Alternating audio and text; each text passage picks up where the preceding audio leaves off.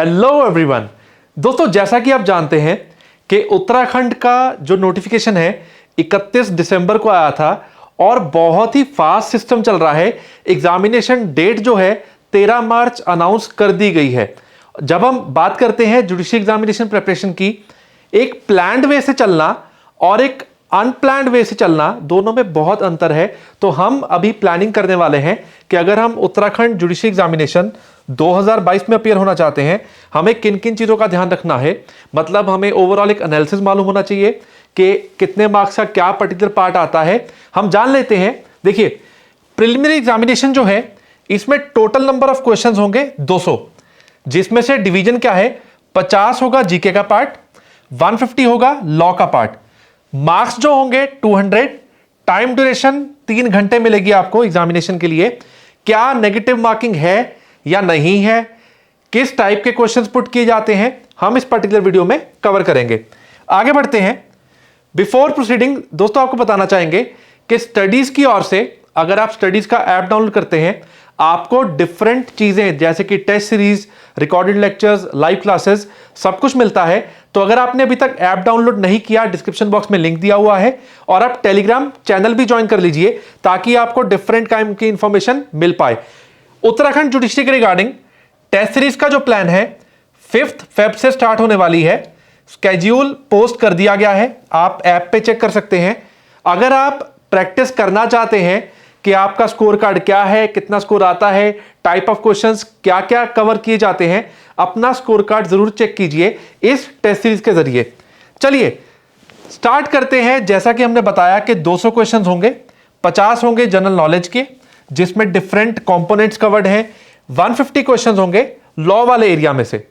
अब देखा जाए एग्जामिनेशन पैटर्न में जो स्टेजेस हैं उत्तराखंड की, 1 इज प्रिलिमिनरी, जिसके रिगार्डिंग ये वीडियो पोस्ट किया जा रहा है। अगला जो स्टेप होगा वो है मेंस के रिगार्डिंग। उसके बाद जो है इंटरव्यू कंडक्ट किया जाता है। अब 200 क्वेश्चंस जो हैं इसमें मल्टीपल चॉइस क्वेश्चंस पुट किए जाते हैं, जिसमें हर पर्टिकुलर क्वेश्चन में 4 ऑप्शंस दी जाएंगी। नेगेटिव मार्किंग के रिगार्डिंग, नेगेटिव मार्किंग जो है, क्योंकि बार बार इसके रिगार्डिंग क्वेरी आता है, तो आप नोटिफिकेशन का ये पर्टिकुलर पैरा चेक कीजिए, उत्तराखंड लोक सेवा आयोग।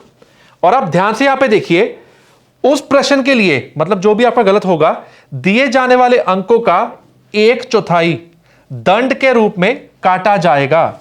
मतलब ये कंफर्म्ड है कि नेगेटिव मार्किंग है इस एग्जामिनेशन में। आप एक बार नोटिफिकेशन चेक कर सकते हैं। आगे बढ़ते हैं कि जनरल नॉलेज में कैसे क्वेश्चंस पुट किए जाते हैं। दोस्तों, इसका पूरे का पूरा एक वीडियो भी पोस्ट किया गया है, डिस्क्रिप्शन बॉक्स में आप लिंक चेक कर सकते हैं। अदरवाइज ओवरऑल एनालिसिस जब हम देखते हैं, day to day events cover किए जाते हैं, इंटरनेशनल जीके के रिगार्डिंग क्वेश्चंस कई बार पुट किए जाते हैं। सबसे important part that is constitution of India, इसका जरूर ध्यान रखिए, क्योंकि एटलीस्ट इसमें आपको मालूम है किस आर्टिकल में से या किस टाइप के क्वेश्चंस आते हैं। कंसाइज सिलेबस है, तो ये पर्टिकुलर एरिया भी यहां पे कवर किया जाता है। रिसेंट लेजिस्लेशंस एंड डेवलपमेंट्स, कोई भी चेंज है, नई अमेंडमेंट्स हैं, जैसे क्रिमिनल लॉ अमेंडमेंट एक्ट की बात करें, 13 के बाद जितनी भी अमेंडमेंट्स थी, 326 का क्वेश्चन बहुत बार आता है, 354 का आता है, 376 का आता है। और यहां पे देखिए transfer of property act type of questions बहुत बार देखने को मिला है। डायरेक्टली सेक्शन नंबर्स पुट किए जाते हैं। डॉक्ट्राइन ऑफ मार्शलिंग कहां पे कवर्ड है, डायरेक्टली आपको डिफरेंट सेक्शन नंबर्स में से आपको यह पूछा जाता है कौन सा सेक्शन किसके रिगार्डिंग डील करता है, कौन रिस्पॉन्सिबल है, क्या टाइप्स हैं, या आपको डेफिनेशन क्लॉज दिया गया होगा, इसका मीनिंग किस पर्टिकुलर हेडिंग में कवर्ड है। डायरेक्ट क्वेश्चंस भी आते हैं कहां से, ट्रांसफर ऑफ प्रॉपर्टी एक्ट में से। अब दोस्तों, क्योंकि ज्यादातर स्टेट्स में कई बार फैमिली लॉ कवर नहीं किया गया, मतलब कई स्टेट्स में यह चीज कवर्ड नहीं है। अगर आपका टारगेट वो था कोई और स्टेट जहां पे फैमिली लॉ कवर्ड नहीं था, आपको ये 2 सब्जेक्ट्स का बहुत ध्यान रखना है, क्योंकि ये तो प्योरली कॉमन एरिया है, ठीक है। और आपको मैं हिंट देता हूं, जैसे इंडियन पीनल कोड है, आप कोई भी पेपर पिक कर लीजिए, यहां से ट्रेंड है इस स्टेट का, बहुत ज्यादा इलस्ट्रेशंस भी कवर किए जाते हैं। तो पूरे का पूरा पीनल कोड में कोई भी इलस्ट्रेशन मिस नहीं करना, बिकॉज आईपीसी आपका यहां से इजी वे से टैकल किया जा सकता है। इलस्ट्रेशंस भी होंगी, सेक्शन नंबर्स बी होंगे, और ऑब्वियसली जैसे ऑफेंसेस के रिगार्डिंग पनिशमेंट एरिया भी कवर कीजिए। ऑफेंसेस के रिगार्डिंग पूछा जा सकता है कि ये पर्टिकुलर ऑफेंस बनता है या नहीं बनता, इस टाइप के क्वेश्चन आते हैं। क्रिमिनल प्रोसीजर कोड में ऐसा कुछ फिक्स नहीं है, बट स्टिल कुछ ऐसे कॉमन एरियाज जैसे अरेस्ट की प्रोविजन, जैसे इन्वेस्टिगेशन का एरिया बिल्कुल नहीं छोड़ा जा सकता। 28, 29 सेक्शन नंबर 6 ऐसे एरिया से भी क्वेश्चन पुट किए जाते हैं, बट ऐसा कोई फिक्स्ड एरिया नहीं है। हाँ, इन्वेस्टिगेशन बहुत अच्छे से कर लीजिए, और कुछ एलाइड सेक्शंस 28, 29 सेक्शन 6 300 से लेकर 327 वाला एरिया, यहां से अक्सर आपको डिफरेंट स्टेट्स में क्वेश्चंस मिल जाते हैं। और एविडेंस एक्ट, जैसा कि मैंने यहां पे इलस्ट्रेशंस का आपको एरिया बताया, एविडेंस एक्ट में भी कोई भी इलस्ट्रेशन नहीं छोड़ना। प्लस कुछ क्वेश्चंस ऑब्वियसली मिक्स क्वेश्चंस होंगे, चाहे आप एविडेंस की बात करो, सीपीसी की बात करो, बट ये जो पर्टिकुलर सब्जेक्ट्स है ना, number of subjects as compared to other states कम है, तो आपको इलस्ट्रेशंस, आपको किसी भी तरह का सेक्शन नंबर, चैप्टर नंबर्स, आपको ये चीजें मालूम होनी चाहिए, बिकॉज सिलेबस कम है, इन एरिया से क्वेश्चंस पुट किए जा सकते हैं। तो हमें कोई भी चांस नहीं छोड़ना कि अगर यहां से क्वेश्चन पुट किया गया हमें ना आता हो। राइट, आगे बढ़ते हैं। अब देखिए जो नंबर ऑफ सीट्स हैं टोटल क्या है, 13, और यहां पे कुछ डिवीजन दी हुई है किस चीज की, महिलाओं के रिगार्डिंग नंबर 3। ठीक है, आगे बढ़ते हैं, एग्जाम सेंटर्स के रिगार्डिंग जान लेते हैं। These are list of centres, आप एक बार लिस्ट चेक कर सकते हैं। Apart from it there are few essentials for pre examination. अगर हम इन चीजों का ध्यान रखते हैं तो ऑब्वियसली ये चीजें हमें हेल्प करेंगी उत्तराखंड जुडिशरी एग्जामिनेशन क्रैक करने के लिए। जैसे कि read the bare act carefully, क्योंकि दोस्तों ये पर्टिकुलर स्टेट में अगर मैं कीवर्ड्स की बात करता हूं, अगर मैं सेक्शन नंबर्स की बात करता हूं, अगर मैं किसी भी तरह के अमेंडमेंट की बात करता हूं, प्लस द इलस्ट्रेशंस पार्ट, बहुत बार ये पर्टिकुलर एरिया में से पेपर पुट किया गया है। बेयर एक्ट आपको बहुत हेल्प करने वाला है। Revise the content again and again. देखिए हम बोलते हैं कि बेयर एक्ट पे मास्टरी हो जाए, बट उस मास्टरी के लिए हम कुछ लॉजिक्स भूल जाते हैं कि अगर बेयर एक्ट को मास्टर करना है हमें नंबर ऑफ रेपिटेशन का रिवीजन देनी है, उसके अलावा कोई रॉकेट साइंस नहीं है। हाँ, कुछ स्टोरीज, कुछ ऐसे सेंटेंसेस के साथ फॉर्मेशन, अगर आप बात करते हैं, जब हम इंडियन पिनल कोड की बात करें, कुछ सेक्शन नंबर्स अविसोग, तो ये क्या हो गया, फॉर्मेशन।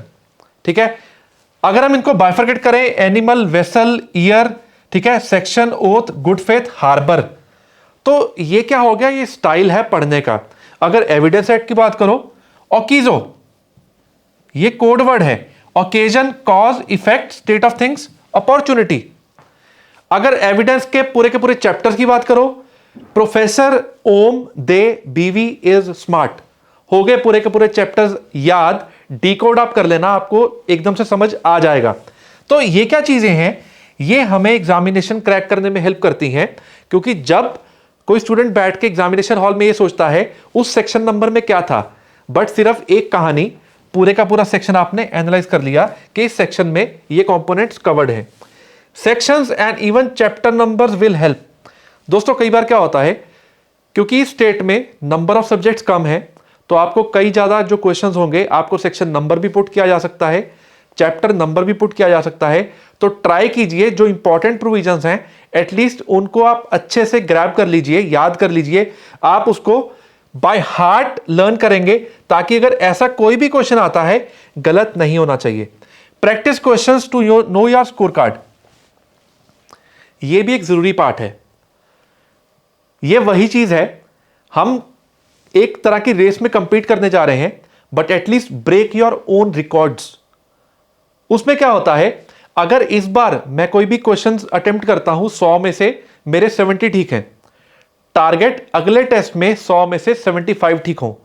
टारगेट कि वो आपके बाकी वाले 15 या 20 भी क्यों गलत हैं। जब आप इस वे से चलोगे ना, आप अपने खुद के रिकॉर्ड्स ब्रेक करोगे, तो ऑब्वियसली फिर कंपटीशन में मजा आएगा, और अल्टीमेटली देखा जाए है तो competition, the one who will score good he will crack the examination. तो हमें कोई भी चांस नहीं छोड़ना, एग्जामिनेशन क्रैक करना ही करना है। Why keywords are important. दोस्तों कई बार क्या होता है, हमें ना पूरे का पूरा कंटेंट अगर बोला जाए कि इतनी बड़ी किताब है, पूरी बेयर एक्ट याद नहीं होती एज अ स्टूडेंट, बट अगर हम उन कीवर्ड्स को पकड़ते हैं कि इस सेक्शन में ये इंपॉर्टेंट वर्ड है, इस सेक्शन में इलस्ट्रेशन में ये गिवन था, तो इलस्ट्रेशन पढ़ते सार तो वो कभी नहीं भूलती कि इसका रिजल्ट क्या था। कीवर्ड्स ये हेल्प करते हैं, अगर पूरे का पूरा 100% बेयर एक्ट नहीं याद, at least you got the gist of the section. आपके पास कुछ ऐसी चीजें हैं जो आपको एग्जामिनेशन में हॉल में बैठ के ये याद रहेगा, इस सेक्शन में ये इंपॉर्टेंट चीजें थी, इस वजह से मेरा आंसर ये होना चाहिए। So this is also very important part. Bare act will help a lot for this state examination.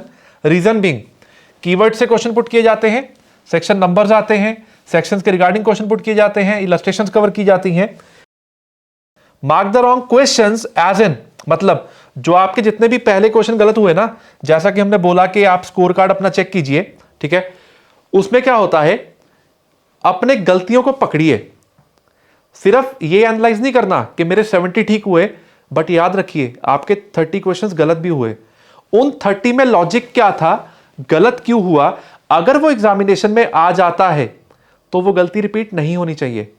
That means अगर आपको वो 70 रिकॉल करने आसान है, आप उनका लॉजिक समझते हैं, आपका वो आंसर हर बार सही हो रहा है, बट एनालाइज दोज पेंडिंग 30। जब आप सेकंड बार अटेम्प्ट करें, उनमें से कोई भी गलत नहीं होना चाहिए। वो तभी होगा अगर आप अपनी गलतियों पे वर्क करोगे, चाहे वो सेक्शन नंबर के रिगार्डिंग क्वेश्चन है, चाहे वो लॉजिकल बेस्ड है, चाहे वो मेंस ओरिएंटेड आपको कोई भी चीज पूछी गई है। और एक चीज याद रखना, किसी भी स्टेट एग्जामिनेशन के लिए जब आप अपेयर होते हो, जो रिसेंट केस लॉज की लिस्ट है या लैंडमार्क, इन पे वर्क कैसे करना होता है। When ever you read the content, आपको समझ आ जाती है कि ये पर्टिकुलर केस लॉ, ये चीज बार बार रेपिटेशन मोड पे है, या सुप्रीम कोर्ट ने, एपेक्स कोर्ट ने, ऑनरेबल कोर्ट ने कोई ना कोई गाइडलाइंस दी है, तो ये इंपॉर्टेंट बन जाता है एग्जामिनेशन के लिए। मैं सभी स्टेट्स की बात कर रहा हूं कि आपको ऐसी एक लिस्ट जनरेट करनी है जो केस लॉ में क्या हेल्ड हुआ, या किस पर्टिकुलर केस लॉ में किस गाइडलाइंस की बात की गई, उसकी एक लिस्ट बना लीजिए। ये लिस्ट आपको एग्जामिनेशन हॉल में जाके बहुत हेल्प करेंगी और आपका कोई भी क्वेश्चन गलत नहीं होगा। तो दोस्तों, इन चीजों को प्रैक्टिस करते रहिए, ये आपकी जो स्टडी प्लान है ना, उसमें बहुत इंप्रूवमेंट लाने वाली है, राइट। अब चीज को समझिए, आईपीसी के आप लगा सकते हो, कुछ डायरेक्ट क्वेश्चंस आएंगे। यहां पे स्ट्रेटेजी क्यों है, मतलब आपको जो ये इंपॉर्टेंट सब्जेक्ट्स है ना, सीक्वेंस बना दिया कि पहले आईपीसी कवर कीजिए, फिर सीआरपीसी, फिर एविडेंस, फिर सीपीसी उठा लीजिए। अब क्या होगा, when ever you cover the criminal subjects, ठीक है, इनको एक अलग से स्लॉट बना लीजिए। डिवाइड योर डे, कि आपको एक पर्टिकुलर पैटर्न में चलना है, दिन में 2 या 3 घंटे क्रिमिनल लॉज पे स्पेंड करने हैं। दूसरा पार्ट क्या होगा, that will be a segment of CPC, कि आपको रोज का रोज 1 या 1.5 घंटा सीपीसी करना है, बिकॉज लेंदी है, तभी आप इसको 30-35 डेज में अच्छे से प्लान कर पाएंगे और चीजों को रिकॉल करना है, याद करना है, ठीक है। उसके बाद जो आता है, you can club these subjects, TPA and Hindu law या मुस्लिम लॉ, ठीक है। जब आपका इस सेगमेंट में से कोई भी एक स्लॉट खाली हो जाता है, मूव टू अदर सब्जेक्ट्स, ठीक है। और याद रखियो, when you start this slot, तो ये ना हो कि पिछला बिल्कुल ही छोड़ दो। Stick to bare act index, इसको एग्जामिनेशन डे तक नहीं छोड़ना। आप जितने भी सेक्शन नंबर्स या चीजों को गो थ्रू करते हो, बेयर एक्ट इंडेक्स को रिवाइज करते रहो। उससे क्या होगा, उससे आप ना सब्जेक्ट के टच में रहोगे। अगर ऑलरेडी पढ़ चुके हो, रादर देन उसको 15 दिन बाद उठाना, तो क्या होगा, आपको पूरे का पूरा सब्जेक्ट नॉर्मली पढ़ना पड़ेगा। अगर आप रोज पढ़ते हो, सिर्फ बेयर एक्ट इंडेक्स ही पढ़ लेते हो ना, आपको बार बार चीजें रिकॉल होंगी कि इस सेक्शन में ये कंपोनेंट थे, ये चीजें कवर की गई, राइट। तो इन चीजों का ध्यान रखेंगे। और दोस्तों, अगर मैं जीके का एरिया का बात करूं, एटलीस्ट कॉन्स्टिट्यूशन ऑफ इंडिया में आपको यह मालूम है कि आपको वो कंसाइज एरिया ही कवर करना है और वहीं से क्वेश्चन आ सकता है, तो इस एरिया को बिल्कुल भी नहीं छोड़ना। अगर कोई भी आपकी क्वेरी है, you can post that query in the comment box. हम जल्द ही उसके रिगार्डिंग कोई ना कोई वीडियो आपको पोस्ट करेंगे ताकि आपकी क्वेरीज का सॉल्यूशन निकाला जा सके।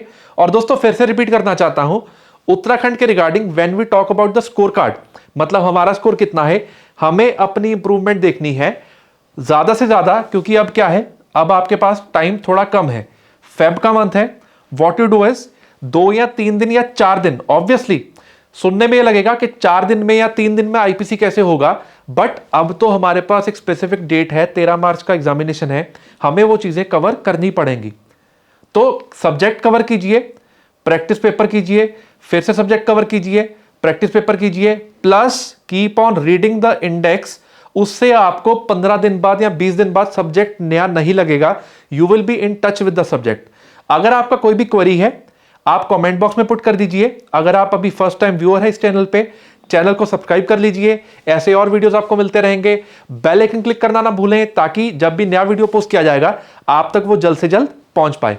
दोस्तों, thanks a lot for watching this video and all the best for the coming examination. चाहे आप किसी भी स्टेट का प्रिपरेशन कर रहे हैं, बी कॉन्फिडेंट, लगे रहो और काम करते रहो। Thanks a lot.